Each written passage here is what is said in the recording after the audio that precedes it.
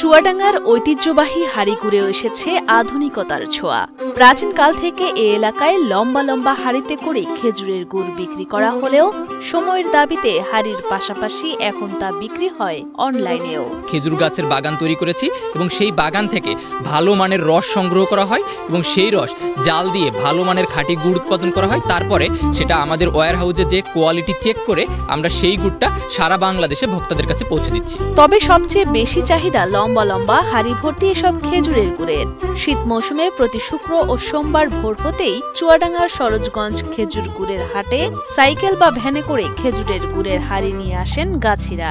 এ হাটের পাইকাররা এতটাই অভিজ্ঞ যে তারা গুড় দেখেই বুঝতে পারেন তা কতটা খাঁটি। মনে করেন গুড়টা চাপ দিলে নরম হয়ে যাবে, জি এটা সলিড গুড়। আর যেটা ভেজাল গুড় হবে দেখবেন ওই গুড়টা শক্ত হয়ে থাকবে। এখানের গুড়ের নাম আছে, সারা বাংলাদেশ ব্যাপী নাম আছে যে শরৎগঞ্জের গুড় খুব ভালো হয়, ঠিক আছে। এই জন্য সারা বাংলাদেশের মানুষ এখানে আসে, সব জায়গা থেকে এখানে আসে। আইসা এখান থেকে গুড় কিনে নিয়ে আমরা যে বাজারজাত করি এবং যারা খায় তারা ভালো হয় বলেই তো আমরা প্রত্যেক হাটেই আসি, তাই না বিষয়টা। শরৎগঞ্জের হাটে আমি 6 সাল থেকে ব্যবসা করছি, আজ 18-20 বছর হবে, 17-18 বছর। গুড়ির মান ভালো, এ ঢাকা যায়, পাবনা যায়, সিলেট যায়, গোপালগঞ্জে যায়, ব্যবসা এখানে গুড়ির মান খুব ভালো। হাড়ি ভর্তি এসব গুড় তৈরি বেশ শ্রমসাধ্য কাজ।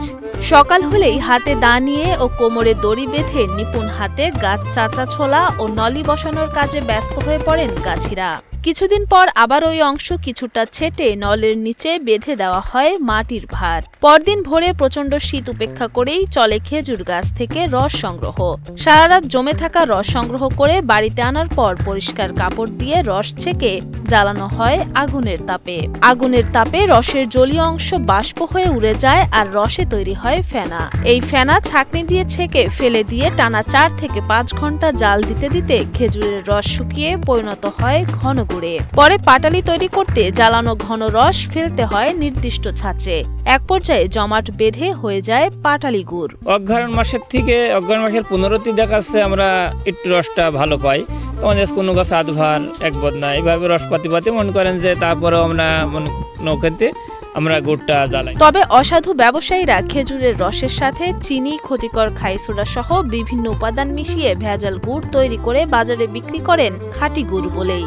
মূলত অতিরিক্ত মুনাফার লোভেই ভেজাল গুড় খাঁটি গুড় বলে চালিয়ে দেয় অসাধু ব্যবসায়ীরা। সেক্ষেত্রে ভালো গুড় চেনার উপায় জানালেন এই গাছি।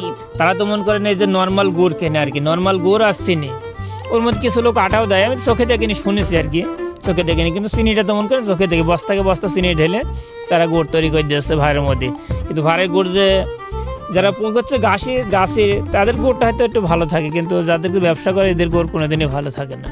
অনলাইনেও বেড়েছে খেজুর গুড় বিক্রি। ফেসবুক পেজ এবং মোবাইল ফোনের মাধ্যমে খেজুরের গুড়ের অর্ডার নিয়ে কুরিয়ারের মাধ্যমে সরবরাহ করা হয় সারা দেশে। আমরা 2 বন্ধু মিলে করোনার সময়ে ভোক্তাদের কাছে খেজুরের গুড় পৌঁছে দেওয়ার জন্য কাজ শুরু করি। তো সেই জায়গা থেকে আমরা এই চুয়াডাঙ্গার অঞ্চলে আসি এবং এখানে আমরা নিজস্ব প্রজেক্ট করে ভালো মানের খেজুরের রস থেকে গুড় উৎপাদন করে আমরা ভোক্তাদের কাছে সারা বাংলাদেশে পৌঁছে দিচ্ছি। গাছিরা বলছেন খেজুর গাছের বদলে অন্য ফসলে ঝুঁকছেন তারা, নতুন করে কেউ রোপণ করছেন না গাছ।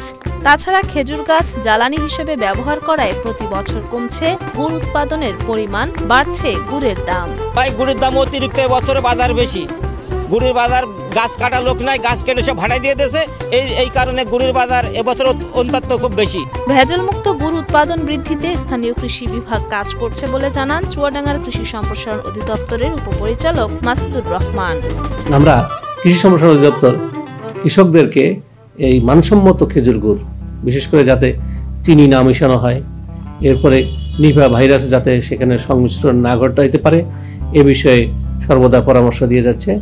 আশা করি এই চুয়াডাঙ্গার খেজুর গুড় সারা দেশব্যাপী এমনকি দেশের বাইরেও ছড়িয়ে পড়বে।